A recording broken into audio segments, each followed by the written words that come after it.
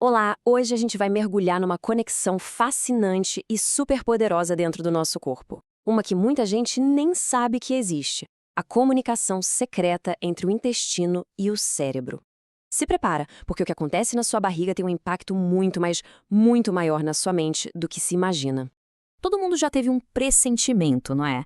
Aquela sensação na boca do estômago, uma intuição que parece que vem de dentro.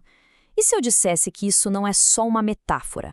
Pois é, existe uma base biológica bem real e complexa por trás dessa sensação. Para a gente entender de onde vem esse tal pressentimento, primeiro a gente precisa conhecer a estrada, a estrutura física que faz tudo isso acontecer. Vamos viajar pela principal autoestrada de informações que conecta o nosso corpo e o cérebro. E aqui está ela, o nervo vago. Pensa nele como a super rodovia de fibra ótica do corpo. Ele liga diretamente o nosso sistema gastrointestinal ao cérebro, transmitindo um fluxo constante de informações, para lá e para cá. Agora, olha que doideira a direção desse tráfego. A gente podia pensar que o cérebro é o chefão, só mandando ordens para o intestino, certo? Mas olha só os números. 90% da comunicação vai do intestino para o cérebro. É o intestino que passa a maior parte do tempo falando. O cérebro, na maior parte do tempo, está só escutando. Então, beleza. Se o intestino está falando tanto assim, a pergunta de US$ 1 milhão é: como é que ele faz isso? Que língua ele usa para mandar essa montanha de mensagens pela autoestrada do nervo vago? Acontece que o intestino é um verdadeiro poliglota. Ele se comunica usando uma linguagem super complexa com 4 dialetos principais: sinais físicos, tipo esticar e encolher, conexões elétricas diretas e super rápidas, mensageiros hormonais e até mensagens químicas enviadas pelas bactérias que vivem lá dentro. O primeiro jeito de falar é o mais físico, o mais intuitivo. Quando a gente come, o nosso estômago expande. O nervo vago funciona como um sensor. Ele sente tanto essa esticada mecânica quanto os componentes químicos da comida. É o primeiro alarme, o mais básico, dizendo: "Ei, chegou comida na área."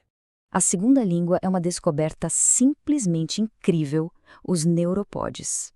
Imagina só, existem células especiais na parede do intestino que são como cabos de alta velocidade, formando uma sinapse, uma conexão elétrica direta com o nervo vago.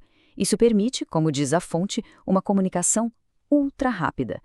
Ou seja, antes mesmo da gente terminar de comer, o cérebro já sabe exatamente o que a gente comeu. É quase instantâneo. O terceiro idioma é químico. Em resposta à comida, o intestino solta hormônios, como esses da lista, que viajam pelo corpo. O nervo vago tem receptores que são como fechaduras, esperando por essas chaves químicas. Quando elas se encaixam, o nervo manda um recado bem claro para o cérebro: "Ok, estamos satisfeitos por aqui, pode fechar a cozinha." E por último, a quarta língua vem de uns aliados que a gente nem imagina: a nossa microbiota. Os trilhões de bactérias no nosso intestino não estão lá só de passagem. Elas produzem suas próprias substâncias químicas, seus metabólitos, que ativam diretamente o nervo vago. É isso mesmo, as bactérias que moram dentro da gente estão literalmente participando da conversa com o nosso cérebro. Ok, então o intestino mandou a mensagem dele de 4 formas diferentes. Agora, vamos seguir essa mensagem na viagem dela pela autoestrada neural até o destino final. O sinal, seja ele elétrico ou químico, é disparado lá no intestino e começa a sua subida. Ele viaja pela superrodovia do nervo vago até a primeira grande estação de controle no cérebro, um lugar chamado Núcleo do Trato Solitário, ou NTS, que fica bem na base do cérebro. Pensa nesse NTS como a grande central de triagem do cérebro para todas as informações que vêm do corpo.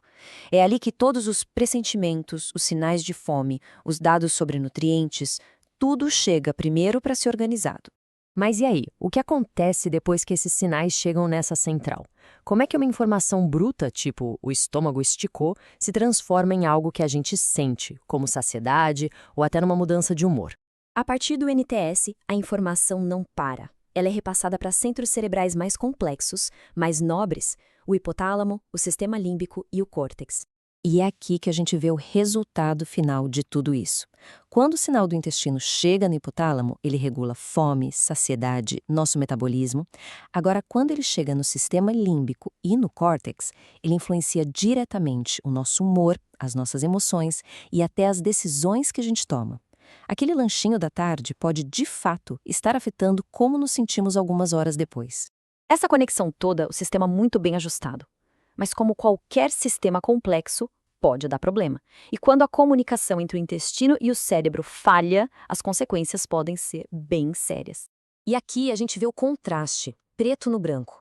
De um lado, uma conexão saudável que leva ao equilíbrio. A gente se sente saciado, o metabolismo funciona bem, o humor fica estável. Do outro lado, um sinal que não chega direito ou que é corrompido, e isso leva direto para o desequilíbrio e para problemas de saúde. E os problemas são bem reais, viu? Uma falha nessa autoestrada neural está ligada à hiperfagia, que é aquela fome excessiva, à obesidade e a doenças metabólicas. Mas não para por aí. As pesquisas também conectam essa falha a transtornos neuropsiquiátricos, como a depressão. A saúde do intestino está, sem dúvida nenhuma, ligada à nossa saúde mental. Mas calma, tem uma luz no fim do túnel. Se uma conexão ruim causa problemas, talvez consertar essa conexão possa resolver os problemas, certo? E é exatamente isso que a ciência está explorando.